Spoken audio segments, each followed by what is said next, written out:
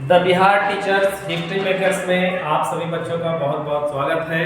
हम फिर से आनुवंशिकता तथा जैव विकास का ये पार्ट 5 लेकर के आए हैं। TBT super crash course matric exam 2025 के लिए ये जीनोटाइप तथा फिनोटाइप। जीनोटाइप के मतलब जीन प्रारूपी और फिनोटाइप का मतलब होता है लक्षण प्रारूपी। ये भी बहुत मोस्ट इंपॉर्टेंट क्वेश्चन है। इसको हम लोग डिटेल से समझेंगे तो आपको जैव आनुवंशिकता के बारे में बहुत अच्छे से ज्ञान हासिल हो जाएगा। चलिए हम लोग जीनोटाइप को समझते हैं। देखिए जीनोटाइप यहाँ से जीन शब्द से मिलकर के बना हुआ है। जीनोटाइप जीन पर निर्भर करता है। आप जानते हैं कि क्रोमोसोम के अंदर डीएनए पाया जाता है और डीएनए के अंदर पाया जाता है जीन। तो जीन जो है, अगर मान लीजिए कि कोई माता पिता है और माता पिता के जो लक्षण है वो उनके बच्चों में वंशागत हो जाती है कोई लक्षण, तो इसको जीनोटाइप कहते हैं। यानी ऐसे लक्षण जो माता पिता के द्वारा बच्चों में वंशागत हो जाती है अर्थात चली जाती है, उसे जीनोटाइप कहते हैं। जैसे हम लोग देख लेते हैं, अगर मान लीजिए कि आपके मम्मी या पापा में से कोई लंबे हैं, आप भी लंबे हो गए, है ना। आपके मम्मी के जैसे जो है से बाल था ये सर का, उसी तरह आपका भी बाल है। इसका मतलब है कि ये जीनोटाइप हो गया।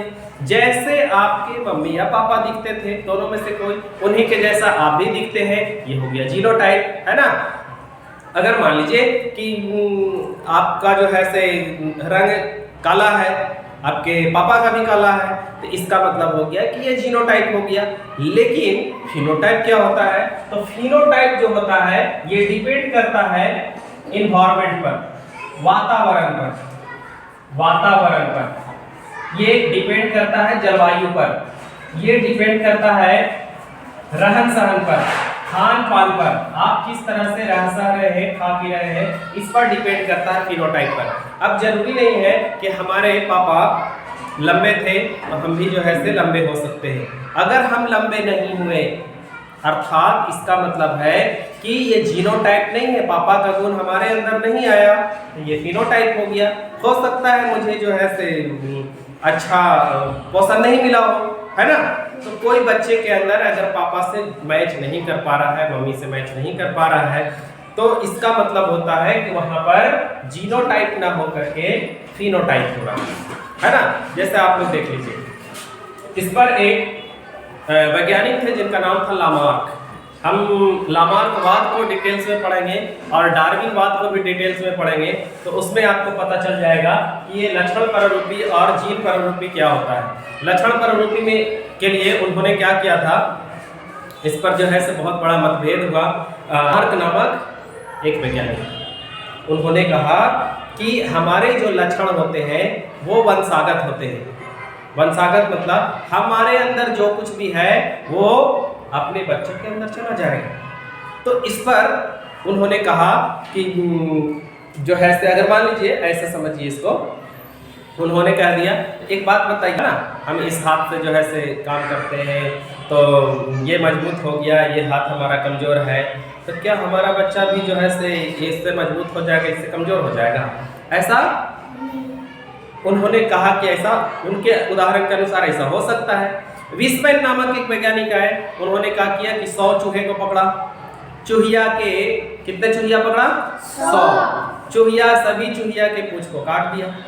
अब जो उनके बच्चे थे वो सबके पूंछ आ गए, यानी उसका जो है से चूहिया का पूंछ नहीं कटा हुआ था। इसका मतलब हो गया कि लामार्क ने जो कहा था वो बिल्कुल गलत कहा था। लामार्क के अनुसार जो था तो ये जीनोटाइप होना चाहिए था, लेकिन यहाँ जीनोटाइप नहीं फिनोटाइप हो रहा है ना। अब सोचिए कि एक लोहार है, लोहार अपनी इस हाथ से पूरा हथौड़ा लेकर के पीटता है तो बहुत मजबूत होगा इसका, क्या उसका बच्चा भी मजबूत होगा? नहीं, ये फिनोटाइप हो गया। सच में मजबूत होता तो जीनोटाइप। कोई आदमी है जो एक्सीडेंट में उसका पैर चला गया है, तो क्या उसका बच्चा का भी जो है से पैर चला जाएगा? नहीं, उसका बच्चा जन्म लेगा तो पैर उसका ठीक ठाक रहेगा। तो लामार्क के अनुसार सभी जीन प्रारूपी यानी कि जीनोटाइप होते थे, जो कि असत्य हो गया। इसको डार्विन ने गलत समझाया।